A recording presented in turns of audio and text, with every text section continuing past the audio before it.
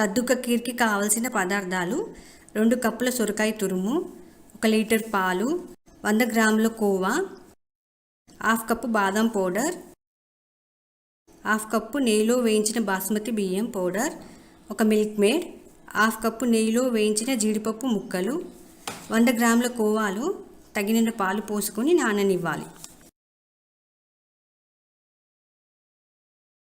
ఒక మూకుడులో సొరకాయ తురుముతో పాటు కొంచెం నెయ్యి వేసుకొని దోరగా వేయించిన తర్వాత తగినన్ని నీళ్లు పోసుకొని పచ్చివాసన పోయే వరకు వేయించి పక్కకు పెట్టుకోవాలి.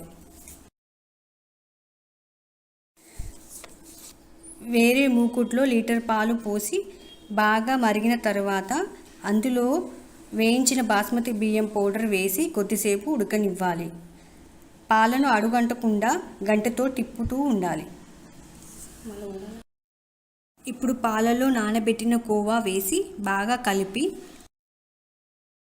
అందులో మిల్క్ మేడ్ వేయాలి.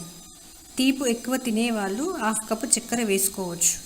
ఇవన్నీ బాగా కలిసే వరకు గంటతో తిప్పుతూ ఉండాలి. ఇప్పుడు వేయించిన సొరకాయ తురుము వేసి బాగా కలపాలి. సొరకాయ తురుము పాలల్లో బాగా ఉడకాలి. తర్వాత బాదం పౌడర్లో కొన్ని పాలు పోసి పేస్ట్ లాగా చేసి మరుగుతున్న పాలల్లో వేయాలి. అన్ని పాలల్లో బాగా ఉడికిన తర్వాత వేయించిన జీడిపప్పు ముక్కలు వేసి స్టవ్ ఆఫ్ చేసుకోవాలి. ఇది కొంచెం చల్లారిన తర్వాత వేరే బౌల్లో వేసి గంటసేపు ఫ్రిడ్జ్లో ఉంచి తీయాలి. అంతే, అందరికి ఇష్టమైన రుచికరమైన కద్దు కీర్ రెడీ.